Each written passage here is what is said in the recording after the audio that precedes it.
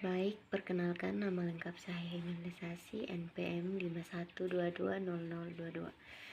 Jadi di sini saya akan menjelaskan soal UAS. Yang pertama, hitunglah luas suatu daerah menggunakan aturan Riemann yang dibatasi oleh fungsi fx sama dengan 2x2 tambah 2 pada interval 0,1 dengan pembagian daerah sebanyak 10 bagian. Untuk A-nya sama dengan 0 dan B-nya sama dengan 1, N-nya sama dengan 10, H-nya sama dengan 0,1. Baik, jadi yang untuk pertama itu X-nya itu. Jadi untuk yang X-nya itu kita cari menggunakan rumus sama dengan D10 tambah 0,1. Setelah itu tinggal kita tarik ke yang lainnya. Untuk yang kedua itu fx-nya itu kita gunakan rumus sama dengan 2x dalam kurung S10 pangkat 2 tambah 2. Setelah itu kita tarik juga. Dan yang terakhir itu sigma fx-nya itu 29,7 dan juga L-nya itu sama 2,97.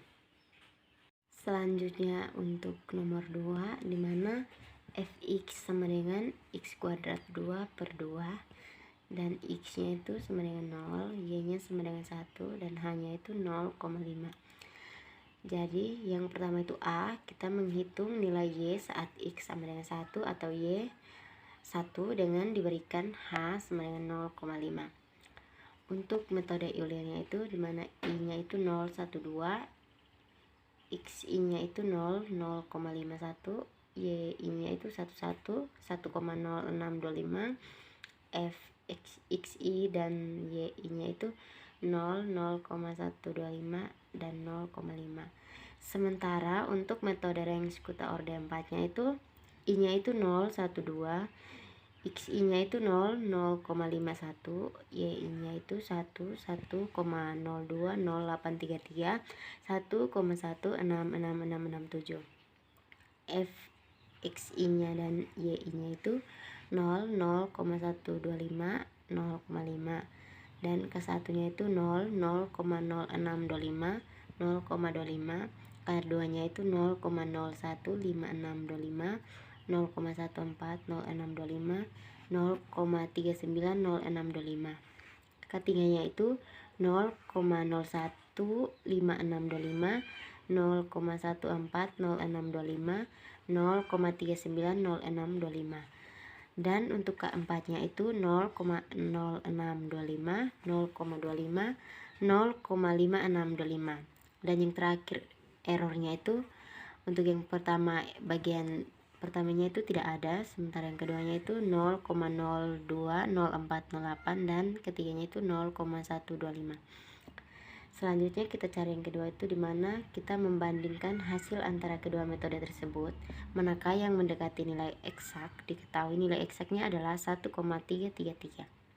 Jadi metode Euler X sama dengan 1 atau Y1 sama dengan 1,0625 dan metode Rensch-Kutta Orde 4-nya itu X sama dengan 1 atau Y1 sama dengan 1,16667. Nilai eksaknya itu sama dengan 1,333 dan oke, jadi untuk yang mendekati nilai eksaknya itu adalah metode Rensch-Kutta Orde 4. Untuk soal yang ketiga itu dalam suatu penelitian mengenai banyaknya curah hujan dan banyaknya polusi udara yang hilang terbawa hujan diperoleh sebagai berikut, di mana tabelnya ada di soal. Oke, untuk soal yang ketiga itu dalam suatu penelitian mengenai banyaknya curah hujan dan banyaknya polusi udara yang hilang terbawa hujan diperoleh sebagai berikut, di mana tabelnya ada di soal. Nah, jadi di sini kita akan menentukan yang pertama itu tentukan persamaan garis regresinya dan hubungan antara curah hujan dan debu yang terbawa, di mana X sama dengan curah hujan dalam kurung 0,01 cm dan Y-nya itu sama dengan debu yang terbawa, di mana mikrogram per meter kubik.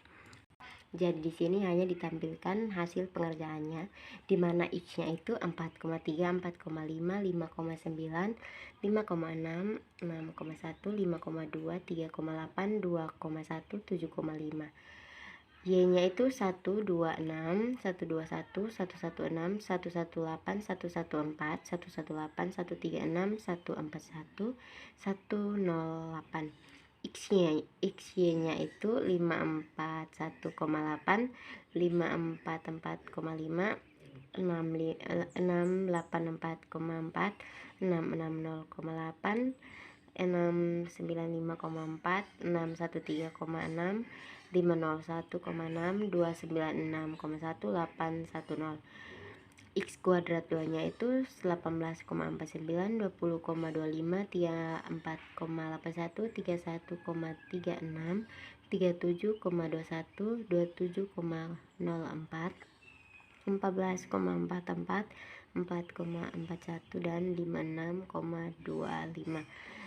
Selanjutnya untuk jumlah dari X-nya itu 45, jumlah dari Y-nya itu 1094, jumlah dari XY-nya itu 1548,2, dan jumlah dari X kuadrat 2 itu 244,26. Nah, untuk nilai N-nya itu adalah 9, B-nya itu min 6,32399, dan A-nya itu 153,1755. Untuk bagian B-nya itu kita menduga banyaknya debu yang terbawa hujan bila curah hujannya itu X 4,81-an. Jadi kita menggunakan rumusnya itu Y sama dengan A tambah BX. Oke, jadi X-nya itu 4,8 dan jadi Y-nya itu 122,8204.